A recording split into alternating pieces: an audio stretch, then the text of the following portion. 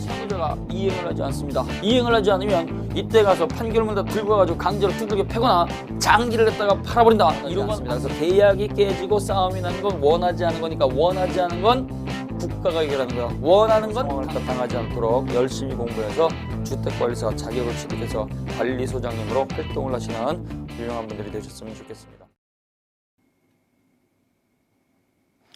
자, 3교시입니다. 우리가요 184쪽에 오시면 자 본격적으로 이제 법률행위가 나옵니다. 법률행위가 뭐냐? 법률행위는 내가 원해서 한다 그랬죠. 그 법률행위의 의의를 갖다가 교과서는 어떻게 표시하고 있느냐? 자, 교과서 한번 볼까요? 자, 중간에 보시면 동글맹이 1번 있죠? 제3장 법률행위 밑에 법률행위의 의의 이렇게 되어 있습니다. 교과서 보시면은요. 법률행위란 일정한 법률 효과의 발생을 목적으로 하는 하나 또는 수개 이상의 의사표시를 필요 불가결의 요소로 하는 법률 요건이다 이렇게 되어 있죠. 이게 뭔 소리냐 이거요. 그래서 법률행위는 법률 요건이에요. 그래서 거기에 법률행위 가르쳐 놓으시고 법률 요건 가르쳐 놓으세요. 그래서 법률행위는 법률 요건 원인인데요. 일정한 권리와 의무를 갖다가 발생시키고자 하는 하나 또는 수개 이상의 의사표시니까 반드시 의사표시를 가지고 있는 거죠. 쉽게 내가 원하는 의사표시로 하는 게 법률행위입니다. 따라서 내가 원하는 대로 계약을 했으니까 원하는 계약대로 효력이 있으니까 법이 정한 효과가 발생하는 게 아니고 내가 원하는 대로 발생하는 것이고 사적 자치를 실현해 주는 거죠. 그래서 의사표시가 있는 것만 법률행위라고 하고 의사표시가 없는 것은 절대로 법률행위라고 하지 않고 법 규정이라고 부릅니다. 그 다음에 2번에 보시면 의사표시 없는 법률행위란 있을 수 없지만 의사표시가 법률행위의 유일한 요소는 아니다. 의사표시만 가지고 되면 불요식행위고요. 의사표시 말고 법이 정한 절차를 필요로 하면 요식행위가 되는 거죠. 혼인은 자유입니다. 갑이라고 하는 남성분이 을이라고 하는 여성분한테 혼인해주세요라고 청혼을 하고 네 혼인해드리겠습니다. 승낙을 했다고 해가지고 부부가 되는 건 아니죠. 사실상 부부가 될 수는 있지만 법에서 말하는 부부가 되기 위해서는요. 그 사실을 국가에다가 신고를 해줘야 돼요. 그래서 국가가 그때 알았을 때 가족관계 등록부를 갖다가 만들고 갑을 남편 그 다음에 을을 아내 이렇게 표시할 수 있다는 얘기예요. 그래서 법률행위는 내가 원해서 하는 거기 때문에 매매계약과 같은 것은 의사표시만으로 이루어질 수 있겠지만 이때 가족부상의 혼인이라든가 입양과 같은 것은요. 의사표시 말고 신고라고 하는 절차를 필요로 하기 때문에 법률행위는 의사표시만으로 이루어진다 그러면 틀려요. 의사표시만으로 될 수도 있고 절차를 필요로 하는 경우도 있다. 그 다음에 오른쪽 185쪽에 보시면 양괄호 3번 나와 있죠. 법률행위는 의사표시를 가지고 있어야 되기 때문에 의사표시에 있어서 흠결이 있거나 하자가 있어서 문제가 있게 되면 법률행위 전체에 영향을 미칩니다. 흠결은 불일치를 말하는 거예요. 비진의 표시라든가 통정의 표시, 착오를 말하는 것이고 하자는 사기를 또는 강박을 말하는 거죠. 이렇게 의사표시가 비진의 표시라든가 통정의 표시라든가 착오, 사기, 강박이 있으면 법률행위 전체에 영향을 미친다. 그러면 이때 법률행위는 어떠한 것들이 있느냐? 이 법률행위는요. 의사표시를 가지고 기준으로 하기 때문에 가장 대표적인 것이 의사표시에 따라서 구별하는 게 있어요. 자, 그래서 법률행위에 따라 구별을 하는데요. 이 법률행위의 종류는 의사표시를 가지고 있어야지만 법률행위라고 하기 때문에 의사표시의 모습에 따라서 구별하는 것이 가장 대표적인 거예요. 그래서 의사표시의 모습이라든가 의사표시의 숫자를 가지고 판단하는 거죠. 그래서 의사표시 모습에 따른 구별이 있습니다. 이 구별은요. 단독행위라고 하는 게 있고 단독행위. 이거는 일방적 행위니까 의사표시가 한 개가 존재하는 거죠. 그 다음에요. 당사자가 청약과 승낙에 의해서 주고받는 게 있어요. 이걸 우리는 계약이라고 불러요. 그 다음에요. 당사자 두 사람 이상의 의사표시를 몰아주는 게 있죠. 이걸 우리는 사단법인 설립행위 또는 합동행위라고 부릅니다. 자, 그래서 한 개 있는 것을 갖다가 우리가 단독행위라고 부르고 그 다음에요. 청약과 승낙에 의해서 이렇게 두 개를 주고받는 걸 무조건 계약이라고 부릅니다. 그 다음에요. 두 사람 이상이 의사표시를 몰아주는 것을 갖다가 우리는 합동행위라고 하고 합동행위의 가장 대표적인 것이 바로 사단설립행위죠. 자, 그래서 단독행위가 시험 문제 많이 나오는데요. 이러한 단독행위 일방적 의사표시는요. 다시 둘로 나누는데요. 상대방 없는 단독행위가 있고 상대방 있는 단독행위가 있습니다. 자, 그래서 상대방 없는 단독행위는 다른 사람의 권리 의무에 영향을 주지 않는 거죠. 그래서 타인에게 영향을 안 주는 거예요. 의사표시란 그 사람에게만 영향을 주는 거죠. 그래서 자기 자신에게만 영향을 미치는 것이고 다른 사람 타인에게는 영향을 주지 않습니다. 따라서 이러한 것들은요. 우체국에 넣어서 발신도 못하고 도달도 못 시키고 표백주의가 적용이 되는데요. 이러한 것들은 어떤 게 있느냐. 재단법인 설립이라든가 유언이라든가 소유권의 포기, 상속의 포기, 점유권의 포기 같은 권리의 포기입니다. 그래서 이러한 것들은 방식을 갖추는 요식행위로 이루어져야 돼요. 의사표시가 명백히 완성이 되면 방식을 갖췄을 때 그 즉시 효력을 발생하는 것이고 이건 다른 사람이 존재하지 않으니까 우체국에 넣어서 발송도 못하고 도달도 못 시키는 거예요. 표백주의가 적용이 되는데 재단법인 설립입니다. 부산에 있는 갑이 재단법인 설립하겠습니다. 재산을 내놓으면 나한테 아무런 영향이 없습니다. 제주도에 있는 을이 유언을 냈습니다. 나한테 아무런 영향이 없습니다. 광주에 있는 갑이라고 하는 아저씨가 소유권을 포기했다고 하더라도 나한테 아무런 영향이 없죠. 그래서 제유포 이렇게 얘기하시면 돼요. 그 다음에 상대방 있는 단독행위가 있습니다. 상대방 있는 단독행위는요. 상대방 다른 사람이 존재하는 거죠. 따라서 의사표시를 일방적으로 저지르게 되면 자기 자신에 대해서도 효과가 발생이 되고요.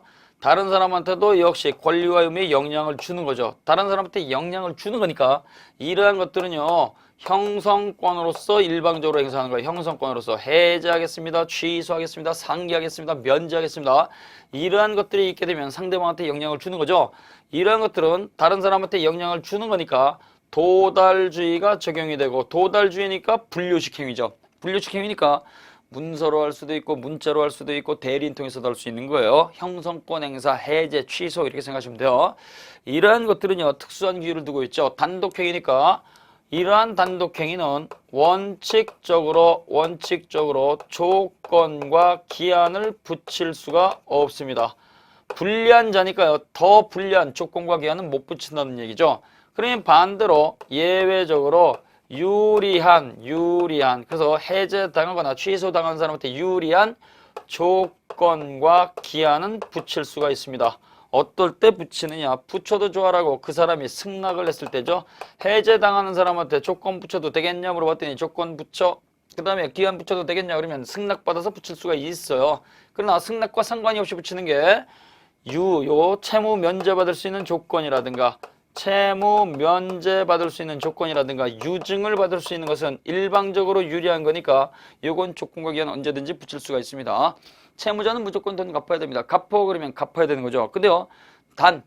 당신이 주택관리사 시험에 합격하면 갚지 마. 그러면 무조건 갚아야 될 채무자한테요. 합격함이라고 하는 조건을 갖다가 붙여주게 되면 안 갚아도 될 방법을 열어주는 거잖아요. 그러니까 채무 면제받을 수 있는 조건과 기한을 일방적으로 붙일 수가 있습니다. 그 다음에요. 유증을 받을 수 있는 거. 유증은 유언에 의한 증여죠. 상속과 다른 겁니다. 따라서 상속을 했다가 받지 못하는 사람한테 재산을 받을 수 있는 기회를 열어준 겁니다. 따라서 상속인 너 혼자 다 갖지 말고 내가 사망하면 저 아이가 대학교에 들어갔을 때 내 재산의 일부를 줘라.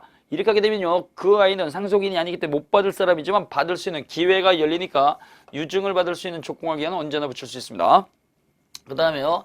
이러한 것들은 단독행위로서 규정이 되어 있다고 하더라도 당사자가 계약으로 바꾸는 건 상관이 없습니다. 그래서 해제해도 되겠습니까? 라고 청약을 하고 네 해제해 드리겠습니다. 승낙을 하게 되면 하부에 의한 해제가 가능하죠. 또 법정 재착상황이 아니라고 하더라도 취소해도 되겠습니까? 라고 청약을 하고 네 취소해 드리겠습니다. 승낙을 할 수 있죠. 그래서 법이 단독행위로 규정을 했다고 하더라도 당사자가요. 청약을 하고 승낙으로 해서 청약과 승낙으로 이렇게 하는 것도 상관이 없어요. 같이 해결해 놓으시고 그 다음에 계약입니다. 이 계약은요. 이거는 청약과 승낙 두 개의 주고받는 의사표시죠. 그래서 이 계약은요.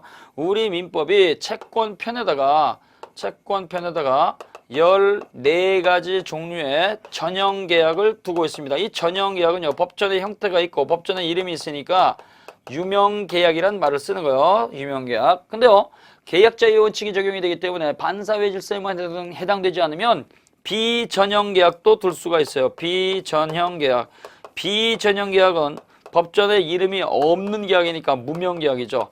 올윈 에듀에 오셔서 주택관리사 수업을 듣겠습니다 라고 청약을 하고 네 들으세요 라고 승낙을 하게 되면 수강계약이 있을 수 있다는 얘기예요. 그래서 무명계약도 존재할 수가 있는 겁니다.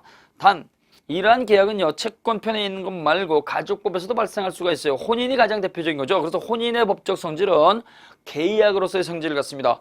갑이라고 하는 분이 을이라고 하는 여성분한테 평생 왕비로 모실 테니까 혼인해 주세요 라고 했을 때 네 라고 해야지만 혼인이 성립할 수 있다는 얘기죠. 그러나 이때 주고받아가지고 혼인은 이렇게 존재한다고 하지만 반드시 신고를 갖춰야지만 법에서 요구하는 혼인행위가 완성이 되는 거예요. 그 다음에 합동행위는 사단 설립행위입니다. 사람의 집단에다가 설립하는 거죠. 따라서 갑을병정 이런 사람들이 모여가지고 목적이라든가 명칭이라든가 사무소 소재지라든가 의사표시를 몰아주는 거죠. 몰아주는 걸 우리는 합동행위란 말을 쓰는 거예요. 자, 그래서 이렇게 의사표시의 모습에 따라서 단독행위, 계약, 합동행위 세 가지로 나눌 수가 있고, 그 다음 186쪽 2번에 보시면 효과에 따른 구별이 있어요. 효과에 따른 구별.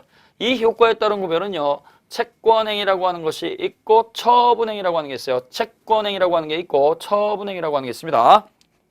자, 그래서 법률 효과에 따른 구별이 있어요. 법률 효과. 자, 이 효과에 따라서 법률행위를 따가 구별을 하게 되는데요. 이때는요, 채권행위라고 하는 것이 있고 채권행위. 그 다음에요, 마지막에 권리를 따가 정리하는 처분행위라고 하는 게 있어요. 자, 그래서 채권행위는요, 원인이 되는 거예요. 원인. 그 다음에 처분행위는 결과가 되는 겁니다. 결과. 마지막에 정리하는 거예요. 이때 이 원인이 된 채권행위는요, 가장 대표적인 것이 채권계약을 체결하는 거예요. 채권계약을 다 체결하는 거니까 채권편에 있는 14가지 계약서를 썼다 그렇게 하시면 되는 거예요. 예를 들면 매매계약서를 쓰는 거죠. 예를 들면 이렇게 매매계약서를 쓰거나 아니면 임대차 계약서를 썼다 그러면 어떻게 돼요? 그걸로 끝나는 게 아니고 계약대로 실현을 해줘야 되겠죠. 따라서 계약대로 실현을 해줘야 되기 때문에 상대방에게 이행을 요구하고 상대방이 이행을 해줘야 되는 이행의 문제가 발생을 하는 거예요. 상대방의 의무 부담이 존재하는 거죠. 상대방이 해줘야 되는 거니까 상대방은 의무를 부담해야 된다는 얘기죠. 자, 그래서 예를 들면 매매계약이요. 갑이라고 하는 사람이 요걸 갖다가 팔겠습니다. 을이라고 하는 사람하고 이렇게 매매계약을 다 체결을 하게 되면 이때는 새롭게 시작하는 거잖아요. 계약서 썼다고 해가지고 모든 게 끝나는 게 아니에요. 계약을 체결을 했으니까 약속대로 계약금 주세요, 중도금 주세요, 잔금 주세요, 돈 달라고 청구할 수 있죠. 그럼 이때 상대방이요, 그 계약대로 돈을 줘야 된다는 얘기예요.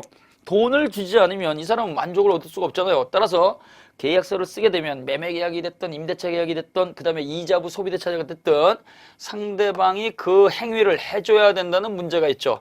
따라서 상대방이 해주지 않으면 만족을 얻을 수 없으니까 상대방이 의무 부담이 있어야 된다는 얘기예요. 따라서 요 결과로서 모든 권리들 정리를 했으니까 더 이상 이행의 문제가 존재하지 않고, 따라서 이행의 문제가 없으니까 더 이상 의무 부담이 없다라는 점에서 요 차이가 있는 거죠.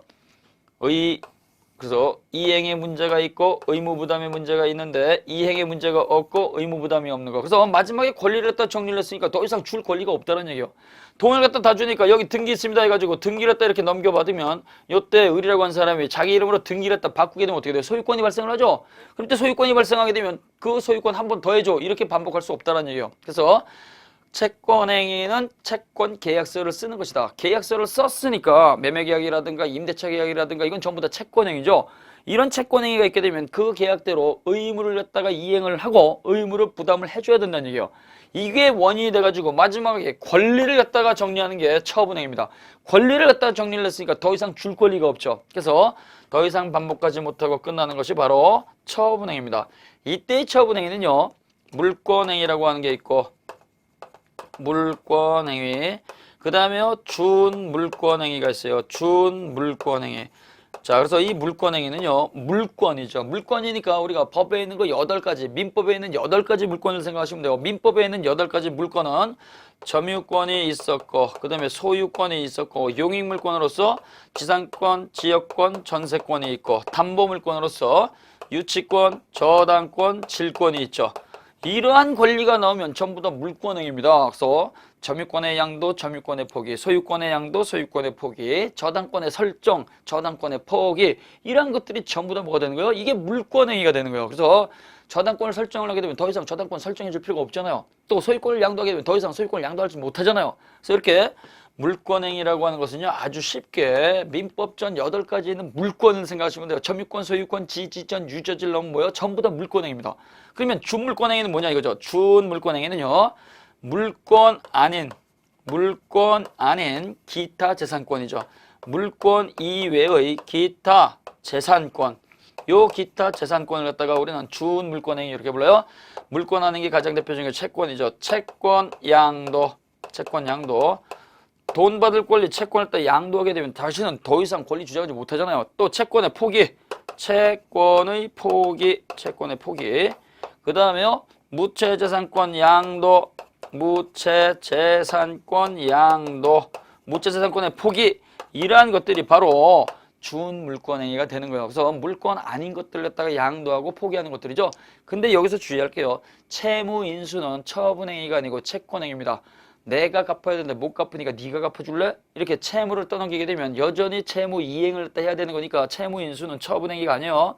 자, 그래서 우리가 이렇게 채권행위고 처분행위 이렇게 나옵니다. 연결 잘 하시면 됩니다. 자, 그래서 처분권 없는 처분행위는 무효입니다. 그래서 처분권 없는 채권행위는 유효입니다. 소유권이 없는 자가 소유권을 갖다가 넘겨주는 거, 권리를 갖다가 정리하는 것은 무효가 되지만 소유권이 없는 자가 내가 소유권 취득한다면 너한테 팔겠습니다. 매매 계약하는 건 유효죠. 그래서 처분권 없는 자의 처분행위는 원칙이 무효지만 처분권 없는 자의 채권행위는 유효입니다. 그래서 우리는 민법에다가요. 타인 소유 물건도 매매할 수 있다. 이러면 어떻게 돼요? 갑이라고 한 사람이 X라고 한 토지 갖고 있지만 을이라고 한 사람이 병에게 저 토지를 사서 내가 너한테 팔게. 이런 계약은 가능하다라는 얘기예요. 그래서 처분권 없는 자의 처분행위는 무효이지만 처분권 없는 자의 채권행위는 유효이다. 같이 기억해 놓으셔야 돼요.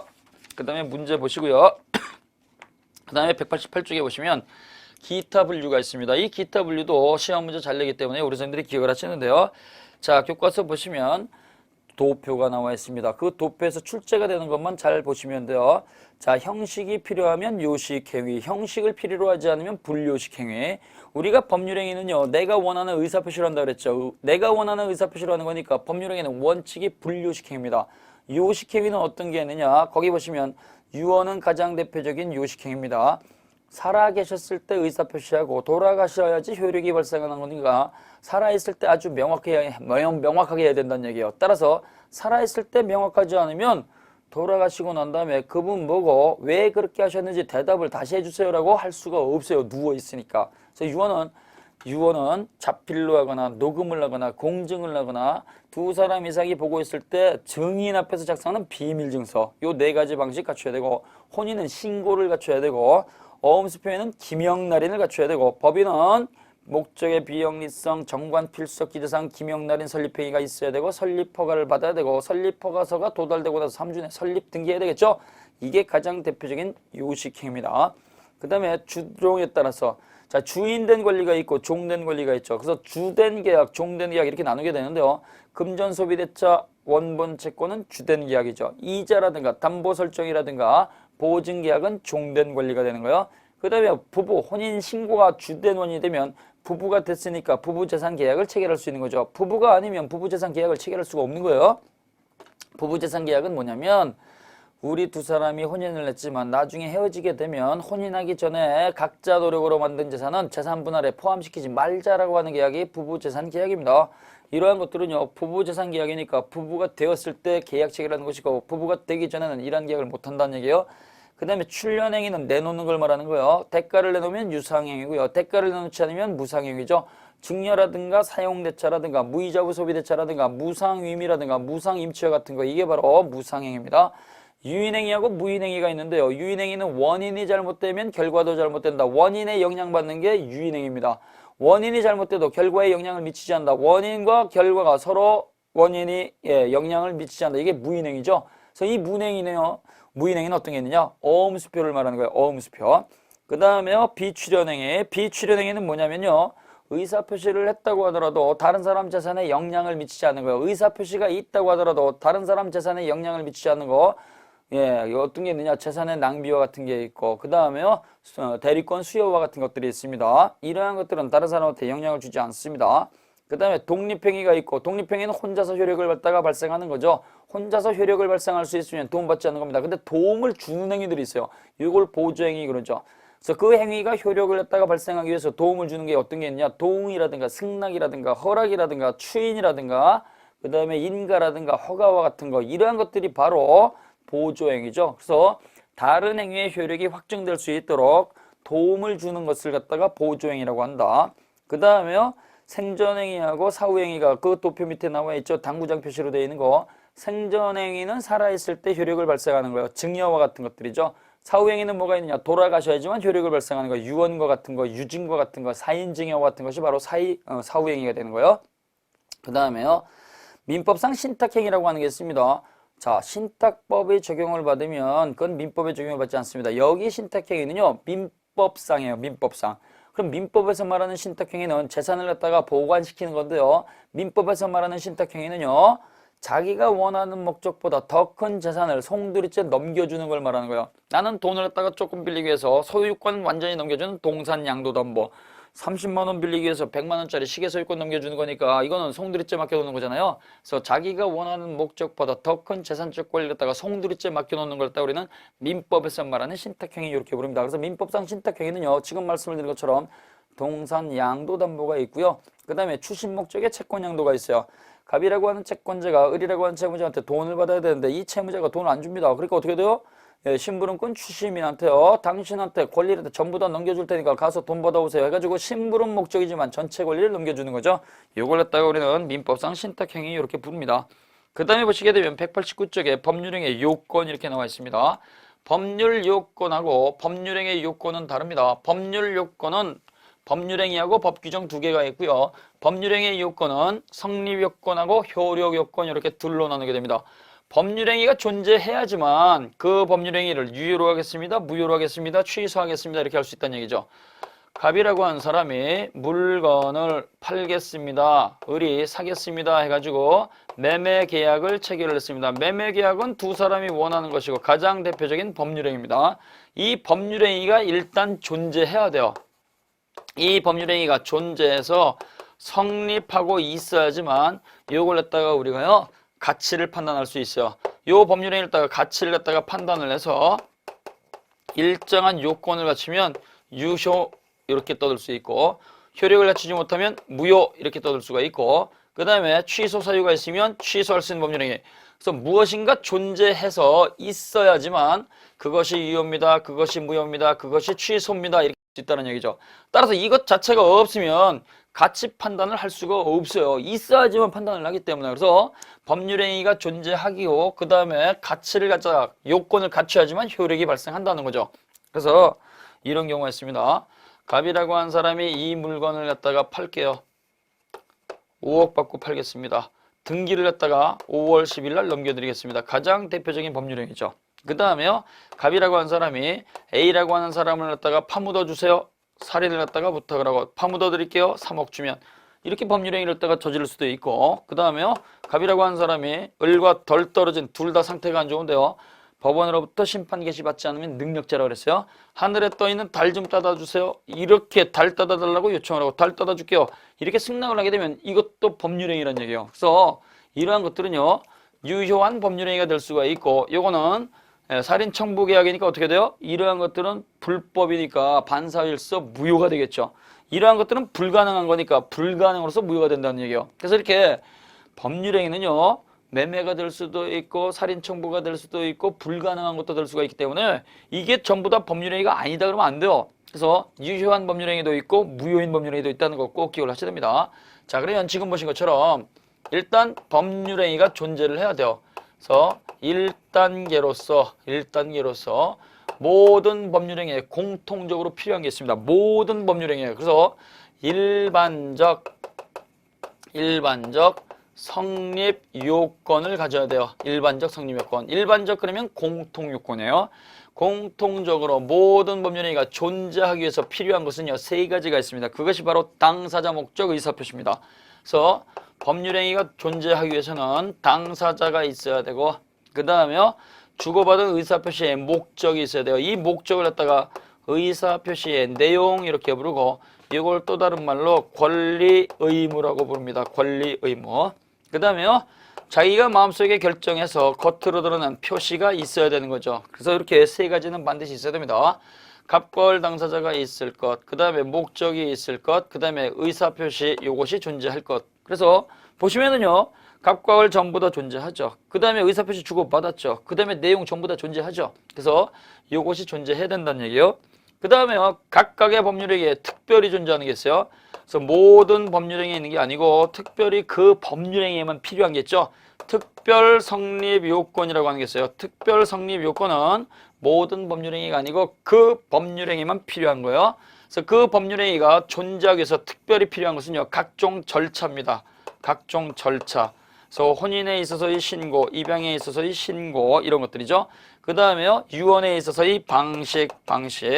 그 다음에요, 우리가요, 요물 계약에 있어서 물건의 존재 또는 물건의 인도, 이러한 것들은요, 그 물건 자체를 때가 필요로 하는 계약이니까 물건의 존재라든가 물건의 인도와 같은 것들은 바로 특별 성립 요건이 되는 거예요. 그래서 2015년도 금년도 18회 시험 때는 요게 시험 문제 나왔어요. 물건의 인도, 요거는 특별 성립 요건이에요. 자, 근데요, 이러한 것들이 존재하게 되면 이게 바로 효력을 내는 건 아니죠. 같이 판단을 해줘야 돼요. 그래, 그렇게 당사자가 존재해, 그 다음에 권리와 의무가 존재해, 그 다음에 의사표시가 존재해, 이걸 갖다가 가치를 판단을 해가지고 2단계로서 유효 요건을 갖춰야 돼요. 그래서 2단계로서 모든 법률행위가 유효가 되기 위해서는 반드시 가지고 있는 게 있습니다. 그래서 모든 법률행위니까 역시 이것도 일반적 유효 요건 이렇게 부르고, 또 다른 말로 일반적 효력 요건 이렇게 부릅니다. 자, 그래서 일반적 유효권, 효력 요건은요, 당사자가 존재하게 되면 갑과 을은 일정한 능력을 갖고 있어야 돼요. 그래서 당사자 갑과 을은 일정한 능력을 갖고 있어야 되는데요, 그 능력은 반드시 권리를 갖다 가져갈 수 있도록 살아있을 것, 권리 능력을 가지고 있어야 되고, 그 다음에 자기가 원해서 저지른 건 자기가 알아야 되니까 제정신을 가지고 있어야 되고, 그 다음에 혼자서 할 수 있어야 되니까 행위 능력을 가지고 있어야 됩니다. 그래서 갑과 을 당사자가요, 살아있고 제정신이고 혼자서 할 수 있으면 갑과 을은 통과죠. 문제는 권리 능력과 의사 능력을 갖다가 갖추지 못하면 어떻게 되느냐 이거죠. 돌아가신 분하고 계약을 하거나 제정신이 아닌 의사 무능력자하고 계약을 하게 되면 그 법률행위는 절대적 무효입니다. 따라서 권리 능력과 의사 능력을 갖추지 못하면 그 법률행위는 절대적 무효가 되는 거니까 선의 제3자를 보호하지 않습니다. 따라서 의사 무능력자로부터 부동산을 갖다가 사가지고 다른 사람한테 팔아버리게 되면 다시 전득한 자는 소유권 취득이 못 되는 거예요. 그 다음에 행위 능력이죠. 행위 능력이 없을 때는, 행위 능력이 있으면 단독으로 할 수 있으니까 유효가 되지만 행위 능력이 없으면 이때는 무효가 아니고 절대적 취소가 되는 거예요. 절대적 취소. 미성년자가 법정 들인 도움을 받지 않고 멋대로 부동산을 다 팔아버리게 되면 절대적 취소가 되는 거니까 선의 제3자한테도 주장할 수가 있는 거죠. 따라서 능력을 갖추지 못하면 무효가 될 수도 있고 취소가 될 수도 있어요. 그 다음에 권리와 의무죠. 당사자가 의사표시로 주고받은 그 내용, 권리와 의무는요, 4가지 요건을 갖춰야 돼요. 반드시 이행하기 전까지 그 권리와 의무를 확정 지을 수 있어야 되고, 계약서를 다 쓰기 전에 실현 가능해야 되고, 강행 규정을 딱 위반하지 않아서 적법해야 되고, 적법. 그 다음에 도덕적 가치를 딱 위반하지 않아서 사회적 타당성을 가지고 있어야 돼요. 자, 그래서 이렇게 4가지 요건을 다 갖춰야 됩니다. 그래서 확정이란 얘기는 확실히 정해야 된다는 얘기죠. 그래서 권리와 의무는요, 계약서를 썼을 때 확정될 필요는 없고요, 이행할 때까지만 결정할 수 있는 기준만 있으면 돼요.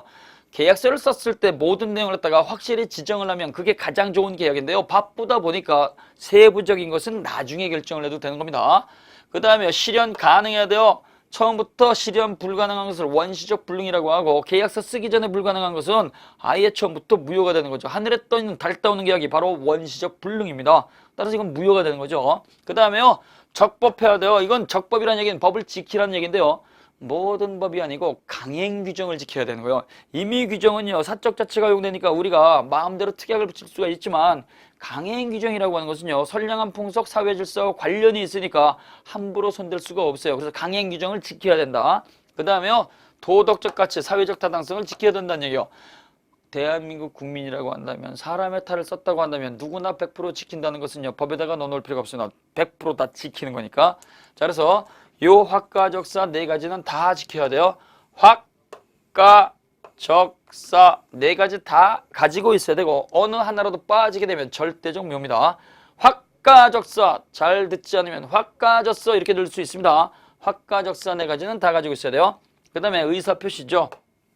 이 의사표시는요, 요거는 내가 마음속에 결정한 것이 의사고 내가 마음속에 결정한 것을 표시하는 게 그래서 다른 사람한테 보이는 걸 표시라고 하는데요. 내가 결정한 것은 다른 사람한테 일치하게 보여줘야 돼요. 일치하게. 근데요. 이때 의사결정의 자유를 갖다가 방해받아서 사기라든가 강박을 당했을 때는요. 하자가 있겠죠. 이때 하자가 없어야 된다는 얘기예요. 그래서 내가 마음속에 결정한 것하고 표시가 일치하고 하자가 없으면 유효가 되죠. 자, 그래서 우리 선생님들이 이렇게 기억을 하시고요. 이때 특별 효력 요건이라고 하는 게 있습니다. 그래서 모든 법률행위에 존재하는 것이 아니고 특별 효력 요건, 특별 유효 요건이라고 하는 게 있는데요. 이때의 특별 유효 요건은요. 대리권의 존재와 같은 경우 대리권이 존재하게 되면 유효한 대리행위죠. 조건의 성취가 있게 되면 이때는 효력이 발생을 하죠. 시험에 합격하면 자동차 드리겠습니다. 그러면 합격하면 그 권리가 발생하잖아요. 효력이. 그 다음에 기한의 도래. 내년도 생신이 되시면 자동차 한 대를 선물로 드리겠습니다. 그래서 이 기한이 도래하게 되면 효력이 발생을 하고요. 유언자가 사망하게 되면 유언의 효력이 발생을 하죠. 그래서 이런 것들은 전부 다 효력과 관련된 거니까 특별 효력 요건이다 이렇게 하시면 되는 겁니다. 자, 그래서 이렇게 일반적 성립 요건이 있고 특별 효력 요건이 있는데요. 요 성립 요건은 계약의 유효를 주장한 자가 입증을 하는 거예요. 이렇게 계약서가 있으니까 해줘라고 당연히 유효 주장자가 성립 요건을 주장을 합니다. 그럼 이때 의무자는요. 효력이 없으니까 못 해주겠습니다라고 하겠죠. 따라서 효력 요건은 무효를 주장한 자가 입증하는 거예요. 성립 요건은 유효 주장자. 그 다음에 효력 요건은 무효 주장자가 효력 요건의 부존재를 증명하는 겁니다. 이게 머릿속에 잘 안 들어오면요. 성립 요건은 유효 주장자 성률이 이렇게 기억하시면 돼요. 성률이 핑클의 가수였죠. 자, 그 다음에 보시게 되면 191쪽에 보시면은요. 법률행위의 목적 이렇게 나와 있습니다. 우리가 능력은 이미 다 공부했던 거예요. 권리 능력자 그래서 자연인 법인 다 공부했잖아요. 그 다음에 의사 능력도 공부했고요. 행위 능력이 없는 제한 능력자는 미성년자, 피성년 후견인, 피안정 후견인 다 공부했잖아요. 그건 이미 다 공부했으니까 여기서는 바로 목적으로 들어가는 거죠. 자, 그래서 법률행위의 목적이라고 하는 게 있습니다. 이 법률행위의 목적은요. 당사자가 주고받은 의사표시의 내용을 말하는 것이고 이건 또 다른 말로 권리 의무를 말하는 거예요. 권리 의무. 이 권리와 의무는 확가적사를 가지고 있어야 돼요. 자, 그래서 목적의 확정성이 있어야 되는 거죠. 우리는 자기가 원하는 대로 하는 거니까 이 목적, 권리와 의무는요. 계약서를 썼을 때 반드시 처음부터 모든 걸 확정지을 필요는 없습니다. 확정지을 수 있는 기준만 있으면 되는 거예요. 그래서 이행기까지 확정지을 수 있으면 충분하다. 이행기라고 하는 것은요. 계약을 마무리하는 거죠. 그래서 이행기까지 확정 지을 수 있는 표준만 있으면 된다. 표준. 요것만 있으면 되기 때문에 처음부터 반드시 모든 것을 확정 지을 필요는 없다. 확정 지을 필요는 없다라는 거 꼭 기억을 하셔야 돼요. 그래서 표준만 있어도 충분하다. 기준만 있어도 충분하다는 얘기예요. 따라서 중요한 판례가 하나 있습니다. 매매 계약에 있어서 매매 대금은 처음부터 확정 지을 필요가 없습니다. 또 매매의 물건, 목적물도 처음부터 확정 지을 필요는 없습니다. 따라서 타인 물건도 매매할 수가 있고 없는 물건도 매매할 수가 있고 장래의 물건도 매매할 수 있어요. 내가 장차 6개월 있다가 건물 하나 지을 텐데 네가 살래? 이렇게 할 수도 있고요. 갑이 갖고 있는 물건 내가 사가지고 너한테 팔면 네가 살래? 이렇게 할 수도 있고요. 지금 창고에 없지만 다시 입고가 되니까 그때 팔게 이렇게 하는 것도 상관이 없다라는 얘기입니다. 그래서 매매 계약에 있어서 처음부터 매매의 대금을 정할 필요도 없고 처음부터 매매의 목적을 확정지을 필요도 없고 이러한 매매 대금이라든가 매매의 목적물은요. 이행기까지 확정지을 수 있으면 충분하다. 이렇게 정리하셔야 돼요. 따라서 이행기까지 확정짓지 못한다고 한다면 그 매매 계약은 무효가 되는 겁니다. 무효. 그 다음에 목적의 가능성입니다. 목적의 가능성 별표 3개 놓으시고요. 요건 아주 많이 나오는 겁니다. 자, 그래서 당사자가 주고받은 권리와 의무, 요 목적이 실현 가능하냐, 실현 불가능하냐 이거죠. 실현 가능해지만 유효가 되는 것이지 처음부터 실현 불가능한 것은 무효가 되는 겁니다. 자, 그러면 이때 가능과 불가능, 실현할 수 있느냐, 실현하지 못하느냐, 가능과 불가능을 갖다가 판단하는데요. 이때 판단 기준은 자연적 기준도 적용하지 않고 과학적 기준도 적용하지 않고 논리적 기준도 적용하지 않고 체계적 기준도 적용하지 않습니다. 자, 그래서 자연적, 과학적, 논리적, 체계적, 물리적 이런 전문적 기준을 안 쓴다는 얘기예요. 우리 민법이라고 하는 것은요. 전문가도 대상으로 하지만 전문가가 아닌 비전문가, 일반인도 대상을 하죠. 따라서 이때 가능과 불가능의 판단 기준은요. 전문적 기준을 쓰는 게 아니고 사회 일반 구성원의 공통된 생각으로서 사회 통념으로서 판단하는 거예요. 사회 통념. 자, 그래서 사회 통념으로서 판단하기 때문에 사회 구성원의 공통된 생각이죠. 한강에 빠진 반지를 갖다가 건지겠다. 이건 논리적으로 가능합니다. 그래서 양쪽에 물을 갖다가 막고 물을 갖다가 뿜어낸 다음에 사람을 동원을 해가서 이 잡듯이 뒤지면 언젠가는 찾지 않겠습니까? 이렇게 말로는 가능하지만 실질적으로 그렇게 하는 것은 안 한다는 얘기죠. 그래서 사회 통념에 따라서 구별을 하는 거예요. 그러면 이때 불가능한 것은 어떤 것이고 가능한 것은 어떤 것이냐. 그래서 불가능 줄여서 우리가 불능 그러는데요. 이 불능 여부죠. 불능 여부. 자, 객관적으로 불가능한 게 있습니다. 객관적으로서 불가능한 것은요. 누가 봐도 불가능한 거죠. 이건 불가능입니다. 그러나 주관적 불능이라고 하는 게 있어요.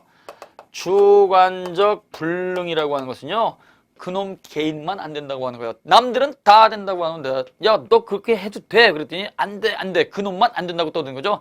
따라서 이거는 불가능이 아닙니다. 그 다음에요. 영구적 불가능이 있습니다.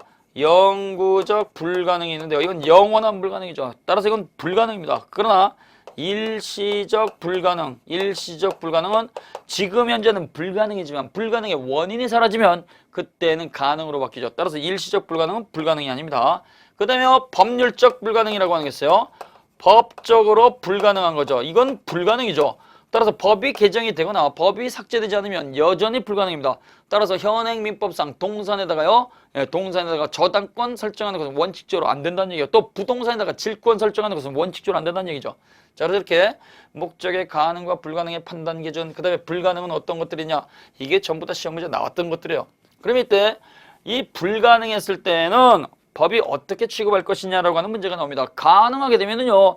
실현 가능한 거니까 당사자가 원하는 대로 효과가 나오는 거예요. 그러나 불가능하게 되면 불능에 대한 법적 효과. 이게 제일 중요한 거예요. 불가능했을 때는 법이 어떻게 취급할 것이냐 이거죠. 자, 불가능을 줄여서 불능 그러는데요. 계약서 쓰기 전서부터 불가능한 것을 원시적 불능 그래요. 그래서 이 원시적 불능은요. 법률행위 성립 이전입니다. 그래서 계약 성립 이전 이렇게 해도 되고요. 계약 체결 이전 그래요. 계약서 쓰기 전에 불가능한 거. 그래서 달 따오는 거죠. 이런 것들은 원시적 불능이니까 당연히 무효입니다. 무효. 그래서 원시적 불능은 무효예요. 무효. 근데요. 후발적 불능이라고 하는 게 있습니다. 후발적 불능이라고 하는 것은요. 계약서 쓰고 난 다음에 불가능해요. 계약서 쓰고 난 다음에 이거는 성립 이후죠. 성립 이후. 계약 체결 이후입니다. 따라서 계약서를 썼을 때는 실현 가능했던 거예요. 계약서를 썼을 때 실현 가능했으니까 요건 유효가 확정된 거죠. 유효가 확정된 상태에서 불가능으로 만든 놈이 누구냐? 불가능으로 만든 놈, 그놈한테 책임을 묻는 거예요. 책임. 그래서 책임을 갖다가 누가 질 것이냐라고 하는 것이 바로 후발적 불능입니다. 그래서 여기 보신 것처럼 원시적 불능은 무효이지만 후발적 불능은 유효가 되기 때문에 불가능한 법률행위는 언제나 무효다 그러면 안 됩니다. 원시적 불능만 무효가 되고 후발적 불능은 유효가 된다는 거 꼭 기억을 하셔야 돼요. 원시적 불능은요. 원시적 전부 불능이 있습니다. 원시적 전부 불능이에요. 원시적 전부 불능이다. 그 다음에요. 원시적 일부 불능이 있습니다. 그래서 원시적 전부 불능은요. 매도인이 집을 팔겠습니다 라고 했는데요. 계약서 쓰기 전에 그 집이 전부 다 멸실훼손된 거예요. 그러면 없는 물건을 갖다가 팔겠다고 떠들었으니까 그 물건 받는 건 불가능하잖아요. 그래서 이건 무효가 되고요. 무효라고 하더라도 그걸 팔겠다고 떠든 그 매도인은 계약을 갖다 체결하면서 주의 있게 살펴보지 않았으니까 계약 체결상의 잘못에 대해서 책임을 져야 돼요. 계약 체결상의 과실 책임. 따라서 이미 멸실 훼손돼가지고 없는 물건을 갖다가 없는 집을 갖다 팔겠다고 했으니까 그걸 믿고 자기 집 팔아버린 사람은 다시 이사 비용이라든가 그 다음에 대출 받았다 그러면 이때 믿고 한 이자를 갖다 청구할 수 있는 거죠. 따라서 계약을 갖다 체결하면서 주의 있게 살피지 않은 과실 잘못에 대해 책임을 지고 따라서 물어줘야 되겠죠. 손해배상을 해야 돼요. 이때 손해배상은 그 계약의 유효를 믿고 저지른 신뢰이익배상이죠. 신뢰이익배상. 따라서 이사 비용이라든가 이자를 갖다가 청구할 수 있는 거예요. 그 다음에 일부 불능이죠. 계약서 쓰기 전에 전부 다 잘못된 게 아니고 일부만 잘못된 거예요. 일부가 잘못된 건 처음부터 내가 원한 게 아닙니다. 우리가 계약을 체결을 했을 때 100% 완벽한 계약을 원하는 것이지 일부가 잘못돼도 좋습니다라고 하는 계약은 체결하지 않습니다. 따라서 일부 불능이 있으면 처음부터 내가 원하는 것이 아니니까 해석할 필요가 없이 전부 불능입니다. 그래서 우리는요. 처음부터 일부가 잘못된 걸 원하지 않으니까 일부 불능이 있으면 전부 불능이고요. 일부 취소 사유가 있으면 전부 취소고요. 일부 무효가 있으면 전부 무효가 원칙입니다. 따라서 전부 불능이니까 뭐요? 무효가 되는 거죠. 무효. 예외적으로 나머지만 가지고 계약을 유지하고자 하는 당사자의 가정적 의사가 있으면 예외적으로 나머지를 유효로 해줍니다. 담장만 탔습니다. 그랬더니 원하지 않으니까 전부 불능 무효입니다 해가지고 계약 무효로 돌리면 돼요. 근데요 시간 여력이 없으니까 내가 담장 수리해서 쓸게요 라고 하는 원하는 의사가 있으면 즉 가정적 의사가 존재하게 되면 예외적으로 나머지 유효입니다. 가정적 의사. 따라서 이 가정적 의사가 있기 때문에 그 물건을 갖다가 계속 계약을 진행할 수 있다는 얘기예요. 그러면 담장이 없는 집을 팔았으니까 일단 어떻게 돼요? 하자 있는 물건을 팔았으니까 하자 담보 책임이 문제가 되는 거예요. 문제. 따라서 선의 무과실인 매수인에 대해서 매도인은 무조건 책임져야 됩니다. 잘못된 물건을 팔았으니까. 후발적 불능이 있습니다. 후발적 불능은요. 계약서 쓰고 나서 계약을 진행하는 과정에서 잘못된 거예요. 따라서 이때는요. 책임이 누구한테 있느냐 없냐가 문제가 되는 거예요. 채무자에게 귀책 사유가 있는 경우. 채무자에게 귀책 사유. 귀책 사유는 잘못을 말하는 거죠. 이때 귀책 사유는요. 요것이 존재하면 자 그래서 귀책 사유는 고의 또는 과실이 있는 걸 말하는 거예요. 고의 또는 과실. 따라서 채무자가 잘못했으니까 채무자가 전부 다 물어줘야 되겠죠. 여기서 말하는 채무자는요. 이거는 매도인을 생각하면 돼요. 매도인. 팔겠다고 하는 사람이 그 사람의 고의 과실 그래서 이중매매를 저질렀거나 또는 과실로 누전이 돼가지고 홀라당 태워버렸을 때 이때는 그 사람이 약속을 깨버린 거니까 이때는 채무 불이행이 성립하는 거죠. 실현 가능했던 것이 실현 불가능한 것으로 사정이 바뀌었고 따라서 이때 상대방은 계약을 해제하고 물원의 손해배상을 청구할 수 있습니다. 이때 손해배상은요. 이행이익을 초과해서 전보배상이 되겠죠. 이중매매를 또 저질러가지고 등기를 또 다른 사람한테 팔아버렸다고 한다면 그때는 등기받는 게 불가능한 거니까 다른 걸로 바꿔서 받는 거예요. 다른 것을 바꿔서 받는 걸 전보배상이라는 말을 씁니다. 다른 걸로 바꿔서 받을 수가 있다. 그 다음에요. 채무자에게 귀책 사유가 없다. 매도인에게 잘못이 없다라는 얘기죠. 따라서 이때는요. 천재지변으로서 홍수가 났다거나 아니면 지나가는 행인 제3자가 세상을 비관해서 막걸리 퍼먹고 불질러 버렸을 때 그럼 이때는요 매도인이 잘못한 게 아니에요. 이랬을 때에는 그 손해를 누가 떠안을 것이냐라고 해서 우리는 위험부담이란 말을 씁니다. 쌍방 당사자가 고의 과실이 없을 때죠. 쌍방 당사자가 자 홍수가 났습니다. 집이 잠겼습니다. 그러면 이때는요 원칙적으로 매도인이 매수인한테 돈 달라고 청구할 수가 없습니다. 그래서 우리는 위험부담이 있게 되면 원칙적으로 우리 민법은 매도인이 그 손해를 부담하는 거예요. 그래서 채무자 위험부담주의입니다. 채무자 위험부담주의. 홍수가 났으니까 매수인한테 돈 되돌려주고 그 물건 손해는 매도인이 감당한다는 거죠. 그러나 예외적으로 채권자가 위험을 부담을 합니다. 여기 채권자는 매수인이에요. 그래서 채권자가 손해를 갖다가 감당하게 되는데요. 이때 위험부담, 손해감당인데 이 채권자가 위험을 부담하는 것은요. 제 날짜에 받지 않아서 수령지체가 있었을 때 수령지체. 여기 등기 갖고 가라고 매도인이 얘기했더니 3개월 있다 갖고 갈게. 지금 부동산 너무 많아서 세금이 많이 나오거든. 이렇게 해가지고 3개월 있다 가져가기로 했는데요. 하필이면 그 중간에 홍수가 났다. 그러면 제 날짜에 등기 이전했다고 한다면 매도인은 손해가 없었겠죠. 따라서 수령지체가 있으면 매수인이 돈 물어줘야 됩니다. 그 다음에요. 채권자 요 매수인이 고의과실이 있었을 때 그래서 채권자에게 귀책사유 요 부동산을 갖다 사기로 했는데 변심이 돼가지고 몰래 가가지고 불질렀다. 그럼 어떻게 돼요? 당연히 돈 물어줘야 된다는 얘기예요. 자 그래서 불능이라고 하는 것은요. 원시적 불능이 있고 후발적 불능이 있는데요.